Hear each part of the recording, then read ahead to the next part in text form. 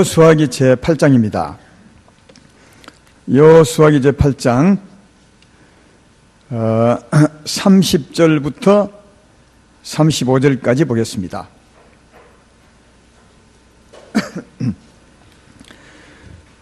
(30절부터)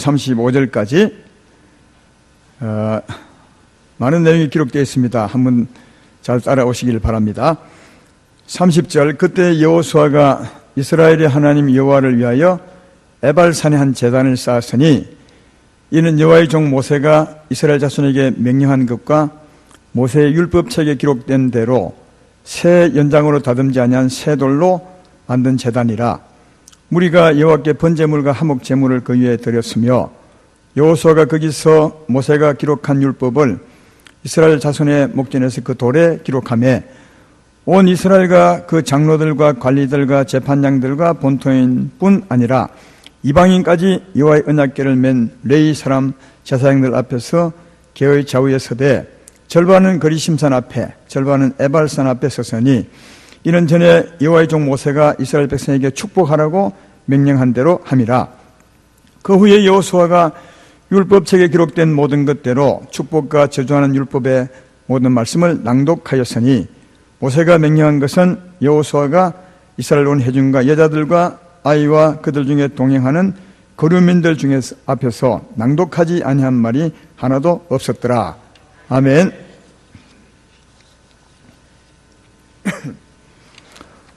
오늘은 새겨진 말씀을 따라 사는 자 복이 있나니, 이런 제목입니다.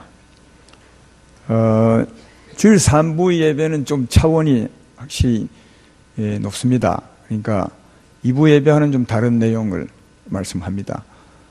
조금 이해하기 힘든 분도 이런 삶을 살아야 되구나, 이 소망을 가지고 들으시면 좋겠고요. 또 이 말씀 받을 수 있는 사람들은 아마 굉장한 은혜가 될 것입니다. 여러분 자신을 한번 체크해 보면서 이 말씀을 여러분 것으로 삼았으면 좋겠습니다. 말씀을 따라 사는 자가 아닙니다. 새겨진 말씀을 따라 사는 자입니다. 예수 믿는 사람들 중에는 말씀을 따라 사는 자도 없는데, 어려운데 여기는 새겨진 말씀을 따라 살아야 되는 겁니다. 이게 진짜 하나님이 원하는 겁니다. 따라서 점점 좀 높아지는지 모르겠지만 꼭 살아야 되고, 이래 살 때 진짜 은혜가 있습니다. 이 말씀을 한번 받아보시면 좋겠다는 생각이 듭니다.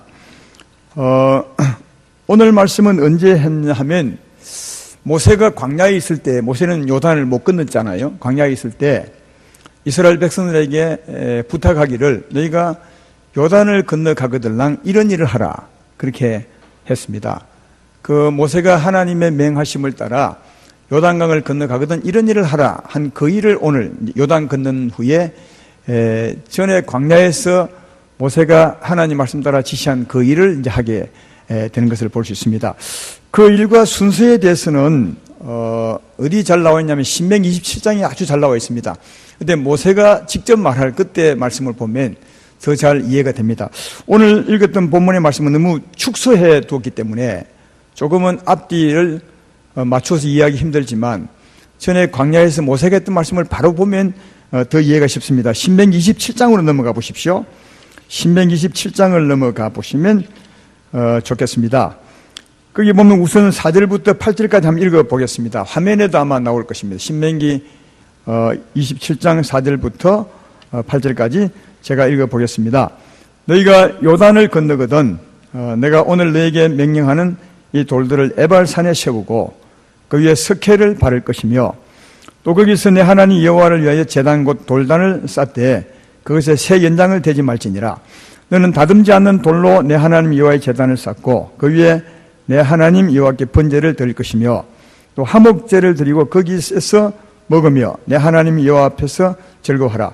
너는 이 율법의 모든 말씀을 그 돌들 위에 분명하고 정확하게 기록할지니라. 그렇게 말씀하고 있습니다. 요단을 건너가서 할 일은 우선은 에발산에 돌들을 세우는 겁니다. 그리고 석회석을 바르는 거죠. 한번 상상을 하면 알겠죠? 돌 위에다가 석회석을 바르려면 나중에 글자색이 되고요. 이게 이제 발라놓고 그 다음 하나님 앞에 제사를 드리라 합니다. 번제 제사와 화목 제사를 드리라고 했습니다. 그리고 난 후에 아까 그 석회에서 바르는 그 돌들 위에 그동안 하나님 말씀한 모든 말씀을 전부 기록하라고 그렇게 했습니다. 간단히 말하면 순서를 말하면 먼저는 번제 제사와 화목 제사를 드리고 그리고 난 후에 하나님 모든 말씀을 돌 위에 전부 기록하라 그렇게 말씀을 했습니다.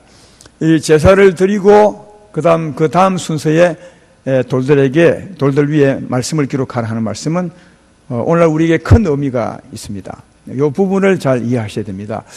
우선은 번제 제사와 화목 제사는 장차 오실 예수님, 우리 지금은 예수로 말미암아 드릴 제사를 말한다는 것을 잘 아실 겁니다. 번제 제사는 예수님이 여러분과 나의 죄짐을 다 짊어지시고 그 죄 때문에 그 몸으로 온갖 저주를 다 받는 걸 말합니다. 그러니까 자기 몸으로 삶을 진짜 불태우는 거죠. 번제 제사 드릴 때 보면 그 제물을 6조각을 내어서 아예 불살라 버립니다. 그 말은 예수님이 여러분과 나의 죄짐을 짊어지고 우리의 저주를 짊어지고 그 몸을 정말 불태웠습니다. 모든 저주를 다 그 몸으로 다 사셨습니다. 이게 번제 제사입니다. 그리고 십자가에 죽으셨는데 그 죽음으로 말미암아 우리가 죄 사함 받고 하나님과 화목하게 되죠. 그것을 화목 제물이라 그렇게 말씀을 합니다. 예수님은 하나님부터 우리 죄짐을 짊어지시고 번제 제물처럼 우리의 저주를 담당하셨고 그로 말미암아 죽으심으로 말미암아 우리와 하나님 사이를 화목하게 하셨다 하는 겁니다. 이사야 53장 6절에 보면 하나님이 예수를 그 제물로 삼으신 것을 말씀하죠. 우리는 다 양 같아서 그릇 행하여 각기 제 길로 갔거늘 여호와께서는 우리 모두의 죄악을 그에게 담당시키셨도다. 이게 그는 예수님이시죠. 하나님이 예수님에게 우리 죄를 다 담당시켰습니다. 그래서 예수님은 이사야 53장 3절로 5절처럼 사셨습니다. 그는 멸시를 받아 사람에게 버림받았으며 강고를 많이 겪었으며 질고를 아는 자라. 마치 사람들이 그에게서 얼굴을 가린 것 같이 멸시를 당하였고 우리도 그를 귀히 여기지 아니하였도다. 그는 실로 우리의 질고를 지고 우리의 슬픔을 당하였거늘 우리는 생각하기를 그는 징벌을 받아 하나님께 맞으며 고난을 당한다 하였노라. 그가 찔림은 우리의 허물 때문이요 그가 상함은 우리의 죄악 때문이라. 그가 징계를 받음으로 우리는 평화를 누리고 그가 채찍에 맞음으로 우리는 남을 받았도다. 이것은 예수님이 번제 제물로서 자기를 사신 것을 말합니다. 우리 죄짐을 짊어지고 우리의 온갖 저주, 질고와 강고와 슬픔을 다 당하시고 죽으셨죠. 그러므로 말미암아 하나님과 우리 사이를 화목하게 했습니다. 자, 그러므로 이 세상에 어떤 죄인이 우리를 생각해도 관계없겠습니다. 어떤 사람이 정말 자기 죄를 스스로 회개하고 번제 제물 되신 예수님, 화목 제물 되신 예수님을 믿게 되면 어떻게 되겠습니까? 하나님께 제사함을 받습니다. 하나님께 제사함을 받습니다. 그리고 하나님과 화목하게 되는 거예요. 하나님과 화목하게 되는 것이 어떻게 되는 것이냐? 하나님이 찾아오시는 겁니다. 성령으로 찾아오는 것입니다. 성령으로 화목하는 것입니다. 이게 번제 제사를 드리고 화목 제사를 드릴 때 하나님이 용서하시고 우리에게 오셔서 우리와 화목하게 되는 것이다 하는 겁니다. 근데 우리에게 오신 하나님은 성령 하나님이신데 이 하나님은 더 자세히 말하면 요한복음 4장 24절에 보면 하나님은 영이시니 요한복음 4장 24절에 하나님은 영이시니 그렇게 말씀하고 있고요. 또 요한복음 6장 63절에는 살린 것은 영이니 육은 무익하니라. 내가 내기는 말이 영이요 생명이라. 하나님은 또 영이요 생명이라 말씀하시고 또 요한복음 1장 1절로 3절에는 하나님 말씀이라 하시죠. 태초에 말씀이 계시니라. 이 말씀이 하나님과 함께 계셨으니 이 말씀은 곧 하나님이시니라. 그가 태초에 하나님과 함께 계셨고 만물이 그로 말미암아 지은 바 되었으니 지은 것이 하나도 그가 없이는 된 것이 없느니라. 여러분, 우리 안에 오신 하나님을 정리할 수 있습니다. 이 하나님은 영인 하나님이시고 생명인 하나님이시고 또요 말씀이신 하나님입니다. 그리고 하나님은 그런 하나님이죠. 자, 그러므로 성령 하나님이 우리에게 오셨다면 영이요 생명이신 하나님이 오신 것이고 말씀이신 하나님이 오신 것입니다. 이걸 다르게 말하면 하나님 말씀이 우리 안에 새겨지는 것이다. 예. 이 말 이해되면 아멘 합시다. 예. 그러니까 여러분, 우리 이제 화목한 다음에 성령이 우리에게까지 오신 것은 알죠. 그러나 성령 하나님은 영이시요 생명이신 하나님이실 뿐 아니라 말씀이신 하나님이시죠. 하나님은 근본이 말씀이신 하나님입니다. 말씀이 계시니라. 말씀이 곧 하나님이시니라. 그러니까 하나님 말씀이시죠. 그 하나님이 우리에게 오셨다면 우리 안에 말씀이신 하나님이 오신 것이고, 이걸 다르게 말하면 하나님의 모든 말씀이 우리 안에 기록이 된 것이다. 이렇게 말할 수 있습니다. 제 말이 되면 아멘 합시다. 예. 그래서 고린도후서 3장 3절은 이렇게 우리에게 설명해 주고 있는 겁니다. 너희는 우리로 말미암아 나타난 그리스도의 편지니 이는 먹으로 쓴 것이 아니요 오직 살아계신 하나님의 영으로 쓴 것이며 돌판에 쓴 것이 아니요 오직 육의 만판에 기록된 것이라. 그렇게 말합니다. 이 말씀은 굉장한 의미가 있습니다. 오늘 우리 본문의 말씀과 그 백성들에게 하나님께서 말씀하기를 번제제사와 화목제사를 드리고 난 후에 모든 말씀을 그 돌판에 다 기록하라. 그렇게 했습니다. 이건 그림자입니다, 여러분. 오늘날 우리에게 이루어질 그림자입니다. 우리가 예수로 말미암아 번제제물과 화목제사를 드릴 때 하나님은 우리와 화목해서 우리 안에 오십니다. 말씀이 하나님 우리에게 오십니다. 그러니까 말씀이 하나님 우리에게 오셔서 하나님의 모든 말씀은 우리 신비에 기록하죠. 구약의 그림자는 제사를 드리고 난 후에 돌판에 그 말씀을 기록하라 했지만 그것이 의미하는 진짜는 오늘날 우리가 예수를 믿음으로 나갈 때 제사함 받고 하나님과 화목하게 되는데 하나님이 오시게 되는데 그 하나님이 말씀인 하나님이시고 말씀인 하나님 오셨으므로 우리 신비에 하나님 모든 말씀이 다 기록된 것이다. 예. 그래서 조금 읽었던 그 말씀에는 지금은 돌판에 쓴 것이 아니요 하나님의 영으로 우리 만판에 기록됐다 하는 말씀은 돌판을 비유해서 말한 것은 구약시대 때는 돌판에 기록했지만 지금은 성령으로 우리 만판에 기록된 것이다. 이것을 우리에게 말씀해 주고 사랑하는 여러분, 예수를 믿으시면 아멘 합시다. 성령이 여러분 안에 와 계십니다. 성령이 우리 안에 오셨다는 건 다르게 말하면 말씀이신 하나님이 오신 것이고 이걸 다르게 표현하면 하나님의 모든 말씀이 우리 신비에 다 기록되어 있는 겁니다.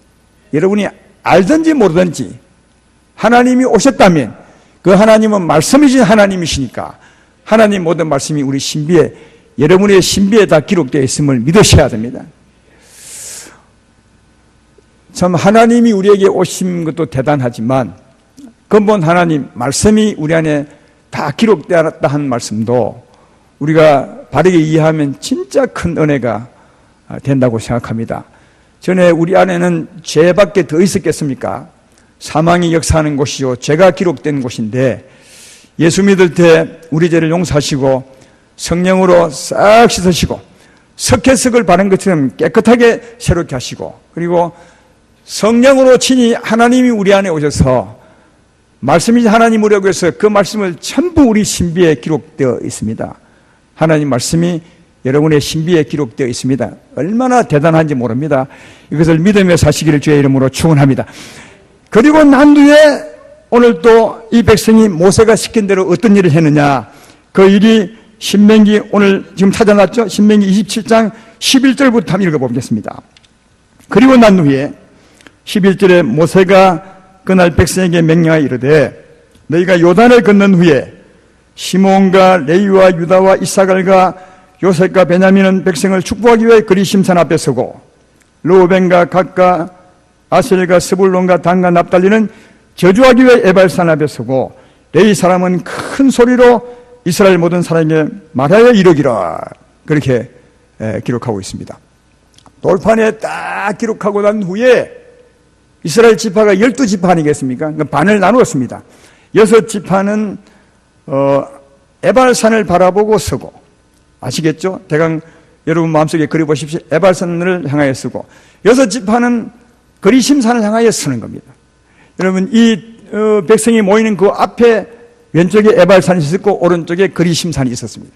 그래서 반지파 나누어 가지고 6지파는 에발산을 보게 서고, 그 다음 여덟 지파는 그리심산을 보게 했습니다. 그리고 레위 지파가 그 돌판에 기록된 말씀을 다 읽었습니다. 낭독을 했습니다. 낭독할 때, 한 줄 한 줄 낭독할 때마다 그 단이 끊어질 때마다 백성들 하여금 아멘 하게 했습니다. 그 말씀이 바로 그 뒤에 있습니다. 14절부터 볼까요? 레위 사람은 큰 소리로 이스라엘 모든 사람에게만 이르기를 15절에 장색의 손으로 조각하였거나 부어 만든 우상은 여호와께 가정하니 그것을 만들어 은밀히 세우는 자는 저주를 받을 것이라 할 것이요. 그 다음 백성들은 응답하여 말하되 아멘 이렇게 하요. 제가 그 다음 읽어볼 테니까 여러분 아멘 하십시오. 16절에 그의 부모를 경홀히 여기는 자는 저주를 받을 것이라. 왜 아멘이 안 맞아요? 17절에 그의 이웃의 징계표를 옮기는 자는 저주를 받을 것이라. 18절에 맹인에게 길을 잃게 하는 자는 저주를 받을 것이라. 객이나 고아나 가부의 송사를 억울하게 하는 자는 저주를 받을 것이라. 20절에 그의 아버지의 아내와 동침하는 자는 그의 아버지의 하체를 드러냈으니 저주를 받을 것이라. 26절로 가겠습니다. 25절에 무지한 자를 죽이려고 뇌물을 받는 저주를 받을 것이라. 26절에 이 율법의 말씀을 실행하지 아니한 자는 저주를 받을 것이라. 지금은 저주를 받을 것이라만 있죠. 그 다음에 보면 또 축복이 있습니다. 저주의 말씀과 축복의 말씀을 다 지금까지 받았던 모든 말씀을 돌판에 딱 기록하고 이 사람이 큰 소리로 낭독하면 그분들이 아멘 그렇게 했다는 거예요. 아멘 했다.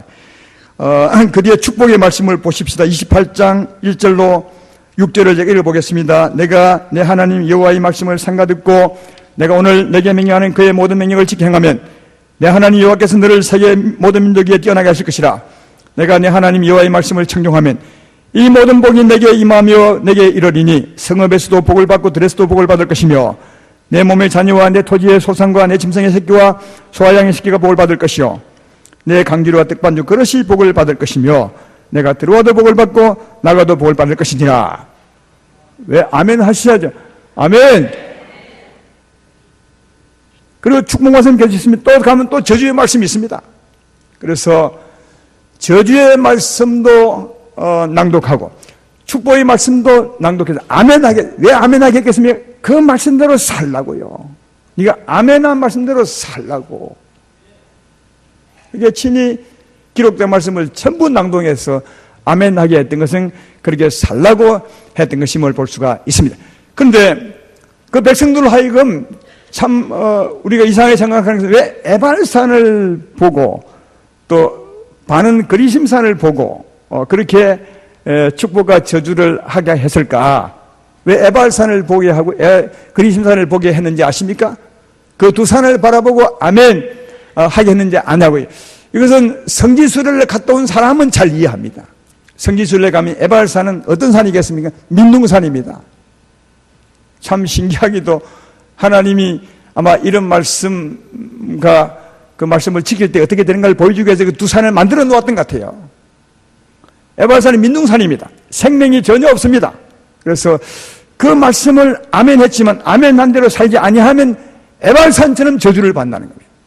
민둥산처럼 생명이 없고 그 심령이 황폐게 되고 메말라 정말 빈핍한 자가 된다고. 그 심령이 하나님의 생명에 메말라서 에발산처럼 된다. 그리심산은 아주 생명이 풍성한 산입니다. 나무가 울창한 생명이 넘치는 그런 산입니다. 그러므로 하나님 말씀을 아멘한 대로 지키면 저 산처럼 된다는 거예요. 그러니까 두 산을 바라보게 하시고 하나님이 아멘하게 하신 것은 그 백성들로 하여금 저주로운 삶을 살지 말고 하나님 말씀을 버리지 말고 하나님 말씀을 지켜서 그리심산처럼 복을 받으며 사는 자가 되게 하려고 시청각 교육을 시킨 거죠. 하나님께서.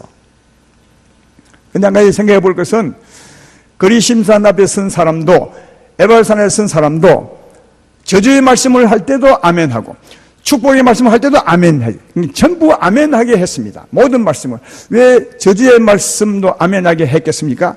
축복의 말씀이야 이해가 되지만 우리가 하나님 말씀을 알아야 될 것이 있는데, 하나님 말씀은 저주의 말씀이더라도 그렇게 살지 아니하면 축복이 되는 겁니다. 아까 읽었던 말씀이 있죠. 그 부모를 갱홀히 여기는 자는 저주를 받을 것이요. 이렇게 말한 것은 하나님이 그렇게 살아서 저주 받으라고 한 말씀이 아닙니다. 그렇게 살지 않아서 복을 받으라는 말씀이지. 제 말 이해되시죠? 그러니까 저주의 말씀도 그렇게 살지 아니하면 축복이 되고, 축복의 말씀도 그렇게 살지 아니하면 저주가 되고, 그러나 축복의 말씀을 그대로 살면 복이 되는 겁니다. 그래서 하나님 말씀은 축복의 말씀이 없고 저주의 말씀이 없습니다.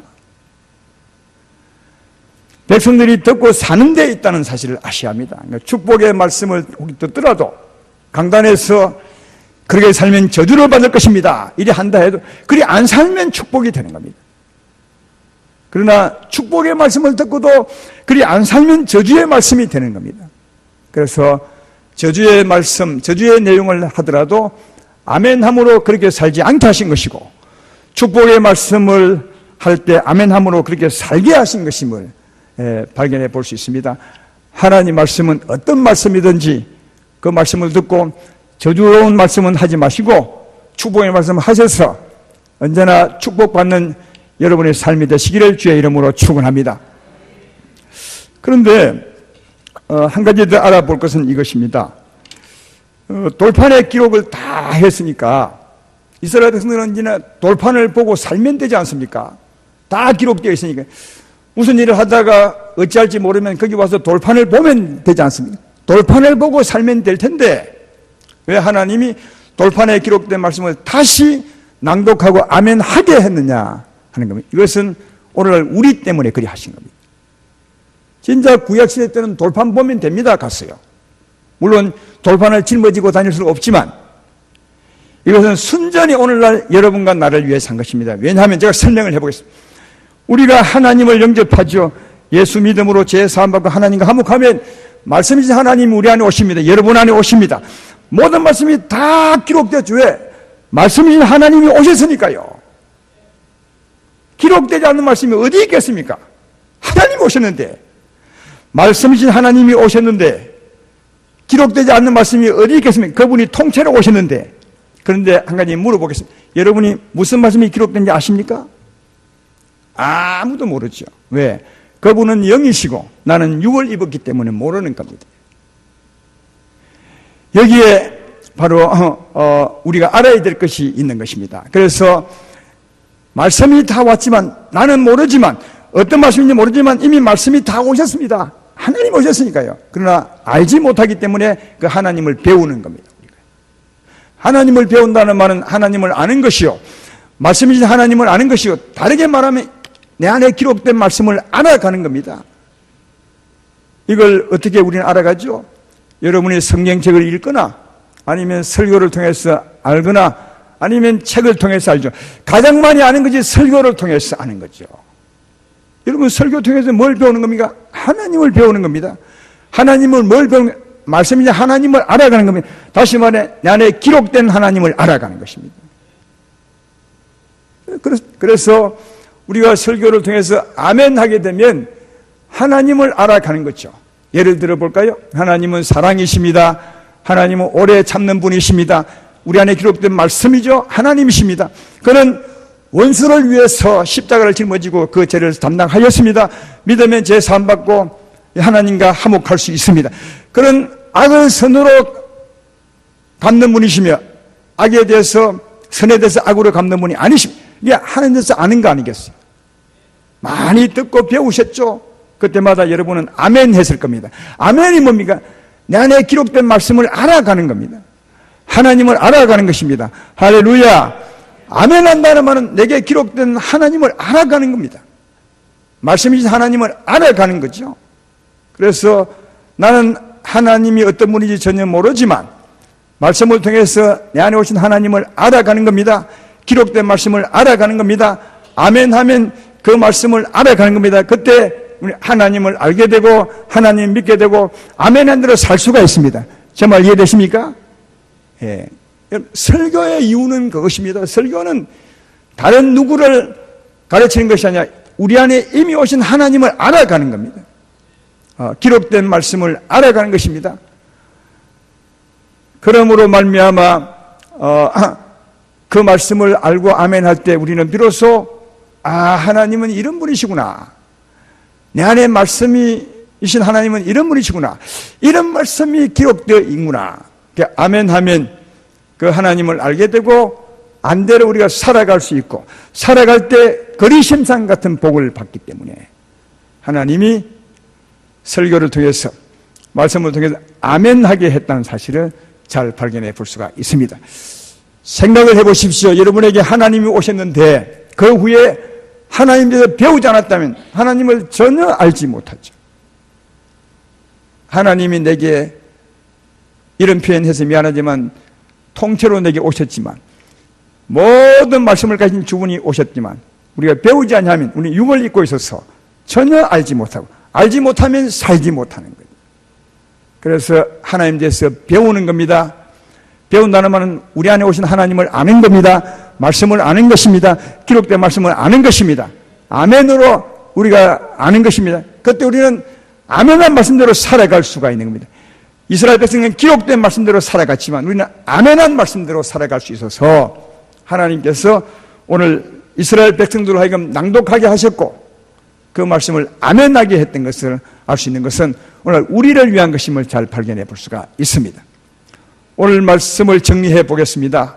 하나님이 요단을 건넜던 이스라엘 백성들에게 제사를 지내고 난 뒤에 모든 말씀을 다 기록해 두고 그 기록한 말씀대로 살아야 거리심산 같은 복이 있다고 하였습니다. 그러면 오늘날 우리들은 어떻게 살아야 복이 있겠습니까? 예수 믿는 여러분들이요, 여러분에게 하나님 오셨음을 믿으면 아멘합시다. 이미 여러분의 심령에 말씀이 다 기록되어 있습니다. 그리고 들었던 말씀으로 아멘함으로 말미암아 이제 하나님이 어떤 분임을 알게 됩니다. 그래서 이 기록된 말씀, 여러분 신비에 기록된 말씀을 따라 살아갈 때 복이 있다는 겁니다.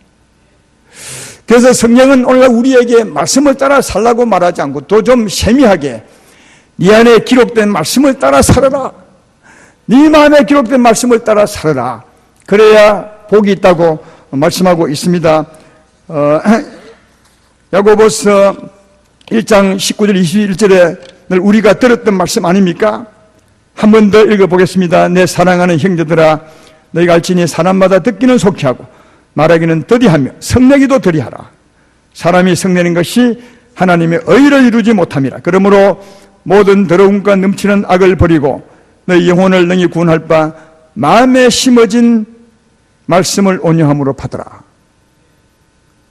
구약은 돌판에 새겨진 말씀을 따라 살았지만 지금은 우리 마음판에 기록된 그 말씀을 따라 살아라. 네 마음에 심긴 돌을 따라 살아라. 그렇게 말씀을 하죠. 그리고 이 말씀은 성령께서 우리를 기억나게 하십니다. 요한복음 14장 25절 26절에 우리가 자주 듣던 말씀이죠. 이렇게 기록합니다.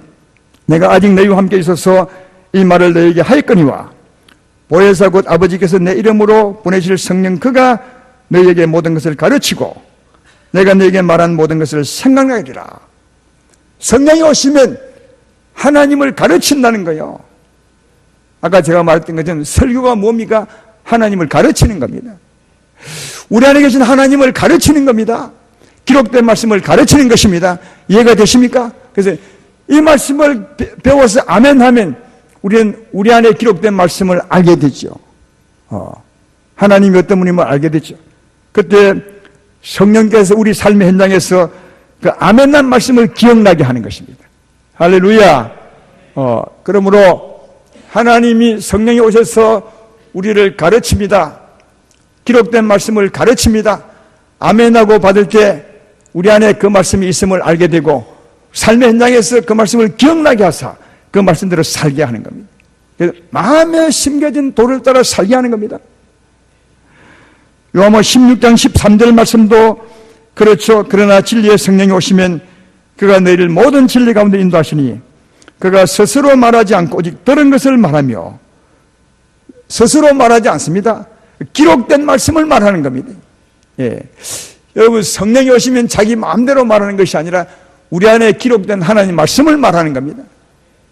그 말씀이 스스로 말하지 않고 오직 들은 것을 말하며, 더 구체적으로 말하면 우리 안에 기록된 말씀, 아멘한 말씀, 그것을 들은 대로 우리의 기억나게 하시고, 장래일을 너희가 이 말은 우리를 인도하신다는 말씀으로 말하고 있습니다. 여러분, 오늘날 하나님의 인도는 항상 어디서나 이렇게 말합니다. 우리 안에 하나님의 말씀이 새겨져 있습니다. 그 말씀을 성령이 기억나게 하십니다. 그 기억나게 하는 말씀을 따라 네가 살아야 심긴 도를 따라 사는 것이고 기록된 말씀을 따라 사는 것이다. 이 삶이 진짜 네게 복이 있게 하는 것이다. 이렇게 말씀을 하고 있습니다. 구약시대 때는 돌판에 기록된 말씀을 보고 살았지만 지금은 돌판에 기록되는 것이 아니라 우리 마음에, 여러분 마음판에 하나님 말씀이 기록되어 있습니다. 그 말씀을 가르치고 기억나게 하시는 대로 여러분은 움직이셔야 이게 하나님을 경외함으로 사는 것임을 잘 발견해 볼 수 있고, 또 그렇게 살아야 되는 이유가 있습니다. 그것은 아까 말씀했던 것처럼 하나님은 단지 우리에게 말씀만 기억나게 하는 분이 아니라 그 하나님 우리에게 생명의 하나님, 영이신 하나님을 했으니까 우리에게 힘을 주게 되죠. 여러분 그렇게 하면 살아보셨습니까? 어떤 일이 있을 때 어떻게 해야 될지를 모를 때가 있습니다. 하나님 내가 어떻게 살아야 합니까? 그리고 우리 신비에 기록된 하나님 말씀을 향하시면 하나님이 기억나게 하시면 진짜 샛별처럼 딱 기억나게 하시면 그 말씀만 주는 것이 아니라 그분은 생명이고 능력이기 때문에 그 말씀을 지킬 수 있도록 힘도 줍니다. 하나님은 단지 딱딱한 말씀만 주는 것이 아닙니다. 그분은 영이요 생명이라 했습니다. 그러므로 그 말씀을 기억나게 할 뿐 아니라 그 말씀을 지킬 수 있도록 힘을 주는 겁니다. 생명의 힘을 주죠. 그래서 우리 안에 기록된 말씀을 따라 살아야 되는 이유가 거기에 있습니다. 이 말씀을 하나님이 기억나게 하시고 그 말씀을 따라 살 수 있도록 힘도 주시고 능력도 베풀어 준다는 사실을 잘 발견해 볼 수가 있습니다. 그러므로 우리 마음에 기록된 주의 말씀을 따라 살면 충분히 살아갈 수 있습니다. 말씀대로 살아갈 수 있습니다. 하나님이 그렇게 살게 합니다. 그 삶이 우리로 하여금 생명이 풍성한 삶, 그리심산 같은 삶을 살게 하는 겁니다. 이 삶이 진짜 복이 있다는 것을 잘 발견해 볼 수가 있습니다. 오늘 말씀을 꼭 처음 듣는 것처럼 말씀 보지만 실제로는 처음 한 것이 아니라 많이 말씀을 했습니다. 네, 우리가 자꾸 범위를 좁혀가야 합니다. 전에 우리는 말씀을 따라 살아야 합니다. 하나님의 뜻을 따라 살아야 합니다. 그럴 때도 하나님의 뜻을 따라 못 살았습니다. 우리가 알고 있는 말씀을 따라 살지도 못했습니다. 하나님은 그렇게도 살지 말라고 정말 우리 안에 기록된 살아있는 말씀을 따라 살라고 합니다. 그래야 생명의 삶을 사는 겁니다. 구약을 기록한 것은 오늘날 우리에게 이런 바른 삶을 살게 하기 위해서 그림자로 주신 겁니다. 사랑하는 여러분, 하나님과 화목하심을 믿으면 아멘 합시다. 성령이 우리 안에 와 계시면 근본 하나님이 우리에게 와 계십니다. 말씀이신 하나님, 그분이 우리에게 오셨습니다. 하나님의 모든 말씀이 다 기록되어 있습니다. 다만 우리가 덜 배워서 다 알지 못할 뿐입니다. 그러나 많이 배웠습니다. 얼마나 많이 아멘 했습니까? 그래서 아멘함으로 내 안에 기록된 하나님을 이젠 정말 많이 알았습니다. 아마 지금까지 안 것만 해도 충분히 하나님 뜻을 따라 살아갈 수 있습니다. 이제 살아갈 때 조금만 조심하셔야 됩니다. 어떻게 조심하느냐? 좀 신중하셔야 됩니다. 우리 마음대로, 내 마음대로 살지 마시고 여러분 뜻대로 살지도 마시고 소견에 오른 대로 절대로 살지 말고 무슨 일 하든지 하나님께 잠시 서서 물어보십시오. 주여 내가 이때 어찌하면 좋겠습니까? 하면 정말 샛별처럼 베드로 후서에 나온 말씀처럼 샛별처럼 우리 마음에 생각이 떠오르게 합니다. 비판하지 말라 하든지 아니면 참으라 하든지 그렇게 하십니다. 네 마음에 심긴 도, 그 심긴 도를 따라 네가 살아라. 그때 하나님이 그렇게 살 수 있도록 힘도 줍니다. 생명도 줍니다. 그렇게 살 수 있도록 인도하십니다. 이 하나님이십니다. 그 삶을 살 때 내 심령에 생명이 넘칩니다. 은혜가 넘치게 되고 그 삶의 결과가 거리심장 같은 풍성한 삶을 살게 될 뿐 아니라 무엇보다도 그렇게 사는 당신을 하나님이 구별합니다. 그 말씀대로 잘 되게 한다는 사실을 잘 발견해 볼 수가 있습니다. 오늘 본문 신명기 27장을 읽었는데 28장을 한 번 더 읽어볼까요? 아까 읽었던 말씀 1절부터 6절까지를 한 번 더 읽어보겠습니다. 2절부터 읽어보면 되겠습니다. 내가 내 하나님 여호와의 말씀을 청종하면 이 모든 복이 내게 임하며 내게 이르리니 성읍에서도 복을 받고 들에서도 복을 받을 것이며 내 몸의 자녀와 내 토지의 소산과 내 짐승의 새끼와 소와 양의 새끼가 복을 받을 것이며 내 강주리와 떡반죽 그릇이 복을 받을 것이며 내가 들어와도 복을 받고 나가도 복을 받을 것입니다. 3절부터 6절까지 하여튼 한마디로 말하면 나가도 복 받고 들어도 복 받는다는 것입니다. 그런데 진짜 중요한 말씀이 2절 말씀입니다. 내가 내 하나님 여호와의 말씀을 청종하면 이 모든 복이 내게 임하며 내게 이르니 이게 가장 중요한 말씀입니다. 근데 다들 이 말씀하면 이 말씀은 쏙 빼버리고 뒤에 복만 말합니다. 복을 선포해서 복이 되는 것이 아닙니다. 하나님 말씀을 지킬 때 복이 된다 하지 않습니다. 2절 말씀처럼 여러분의 신비에 심겨진 그 말씀을 따라 살아갈 때 3절부터 6절까지는 더하여지는 복입니다. 여러분 안에 하나님 말씀이 있습니다. 살아계신 하나님이십니다. 그 말씀을 따라 살아가시길 주의 이름으로 축원합니다. 그리 살면 나가도 복을 받고 들어도 복을 받습니다. 그리 살면 따라서 오늘 말씀의 핵심은 여러분 속에 있는 신비에 새겨진 그 말씀을 듣고 살아가시는 여러분이 되라는 것입니다. 그것이 우리의 진짜 복이 된다고 말씀하고 계신 겁니다. 마지막으로 모세가 이스라엘 백성들에게 요단을 건너고 난 후에 이 일을 하라고 했습니다. 이 가나안 땅에 들어간 사람에게 이렇게 사는 겁니다. 그런데 이스라엘 백성은 언제 이 일을 했느냐? 요단을 건너고 여리고를 무너뜨리고 아이성을 무너뜨리고 난 후에 이 일을 했습니다. 이것도 큰 의미가 있습니다. 여리고성을 무너뜨린다는 말은 무슨 말이었습니까? 하나님을 믿지 못하는 마음을 무너뜨린 것입니다. 그러면 어떻게 되겠습니까? 하나님만 믿는 자가 되겠죠. 아이성은 무엇이었습니까? 나를 의지하는 마음을 무너뜨린 것입니다. 그러면 누구만 의지하겠습니까? 하나님만 의지하죠. 그리고 난 후에 일을 한 것입니다. 다시 말해 오직 나를 의지하지 않고 하나님만 의지하고 하나님만 믿게 하고 난 후에 오직 하나님 말씀을 따라 살아라. 그렇게 한 것입니다. 하나님만 믿고 하나님만 의지하고 하나님 말씀을 따라 네가 살면 하나님이 내게 복을 달 것이다. 이렇게 말씀한 것이 이 말씀의 순서입니다. 이미 여리고를 무너뜨리시고 아이성을 무너뜨리신 여러분들이여, 그 의미는 나는 하나님만 믿고 나를 의지하지 아니하겠다 하는 뜻입니다.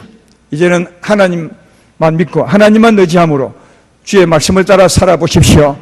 주님이 여러분의 삶을 그리심산 같은 복으로 축복해 주리라 믿습니다. 이런 여러분 되기를 주의 이름으로 축원합니다.